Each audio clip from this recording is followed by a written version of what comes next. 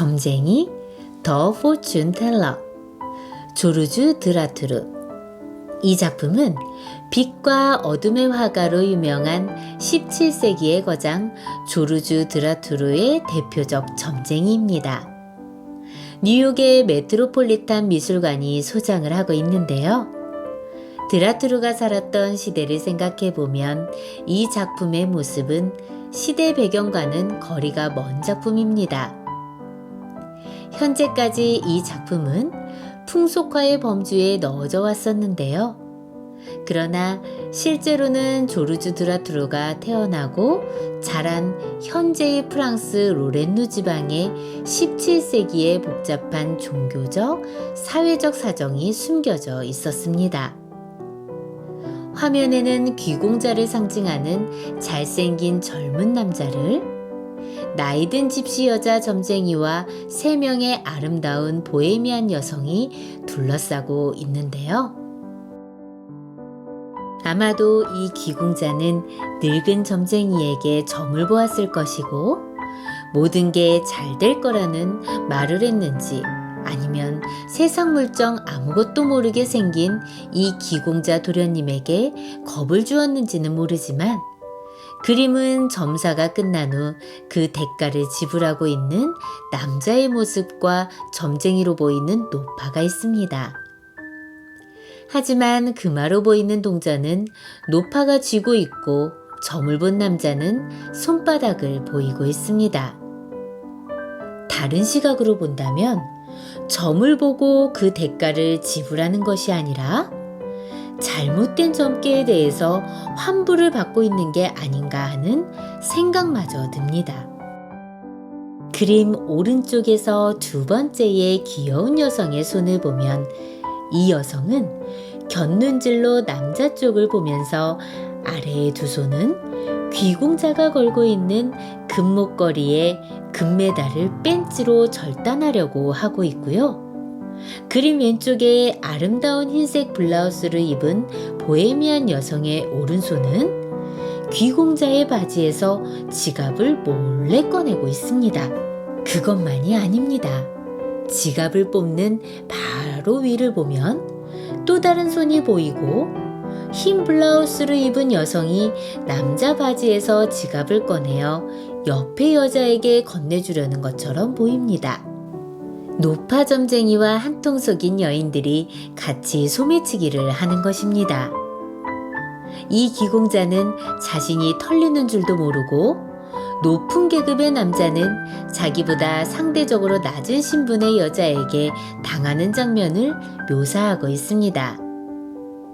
이 시대 상황에서는 종교 그림 외에 이단자의 냄새가 나는 점쟁이 등의 그림을 그리면 안 된다는 계명이 담긴 풍속화라는 것이 일반적인 정설과 통설이었지만 드라투르의 그림에서는 이러한 사회적 통념을 넘어서는 주제가 가능했던 것으로 보입니다. 조르주 드라투르는 로렌 지방에서 태어나 회계사의 딸과 혼인하여 부호가 되었지만 민중을 돌보지 않고 소작인들을 가혹하게 다루어 프랑스 혁명이 일어난 1652년 1월에 일가족이 군중들에게 학살을 당합니다.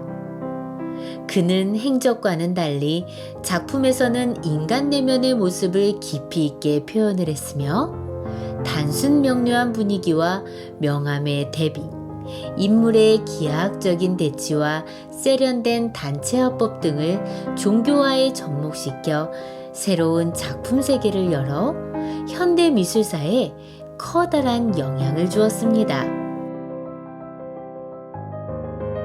특히 밤을 배경으로 촛불의 빛을 이용한 종교적인 주제의 작품들은 신비스럽고 고요함, 심오함을 우리에게 느끼게 해주고 보는 이들의 감정을 흔들어 신비로운 정적감에 사로잡히게 합니다. 그것은 절제와 조화, 정신적인 감흥을 일으키는 분위기를 좋아하는 프랑스인들의 정서에 부합되고요. 그 때문에 그들은 유난히 라투르를 좋아합니다. 그래서인지 프랑스인들은 라투르 이름 뒤에 항상 따라다니는 카라바지오의 추종자라는 낙인을 없애려 합니다. 비록 카라바지오가 라투르보다 위대한 화가임을 부정하지는 않을지라도 라투르의 독창성만은 미술 애호가들로부터 사랑을 받고 있습니다. 조르즈 라투르의 종교화들은 형태의 단순함은 물론이고 등장인물도 매우 제한적입니다. 인물들의 동작도 절제되어 있어서 감상자들은 화면에 옮겨진 사건보다는 각 인물의 고뇌 혹은 정신에 집중하게 됩니다. 그의 작품에 자주 등장하는 촛불은 빛과 어둠을 다루기 위한 그 나름의 장치이겠습니다만 인물의 고뇌를 심화하는 데도 중요한 기여를 하고 있습니다. 가스통 바슐라르는 아궁이 불은 사람들로 하여금 노동을 하게 하지만 촛불은 생각하게 한다고 말한 바 있습니다. 아궁이에 불을 꺼뜨리지 않으려면 우리는 몸을 움직여서 장작을 옮겨와야 하고 가끔은 부직갱이로 장작들을 재배열해야 합니다.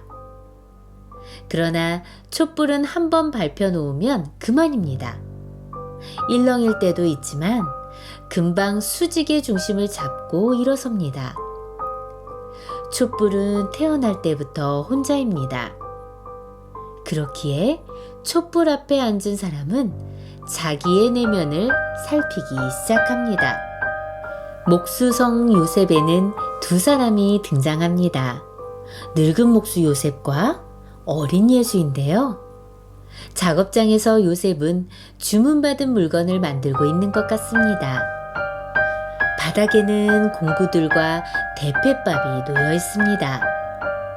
이미 진행되어 온 작업의 흔적인데요. 그러나 어지럽지는 않습니다. 마치 요셉의 성품을 말해주는 것 같은데요. 이마주름이 깊게 패인 요셉의 얼굴은 평온해 보입니다. 지친 기색은 없습니다.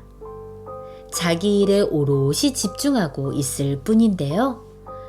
그렇기에 그의 노동은 거룩해 보입니다. 죽지 못해 하는 일이 아니기 때문이죠.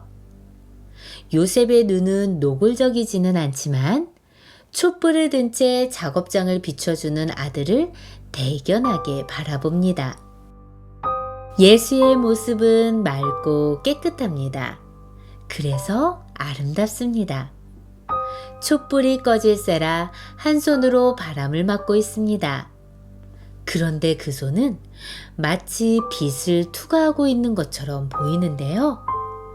촛불이 아들과 아버지 사이에 있으면서 어둠을 몰아내고 있지만 제게는 마치 예수의 얼굴에 드러난 하늘빛이 촛불을 거쳐 억센 요셉의 팔과 이마를 비추고 있는 것처럼 보입니다.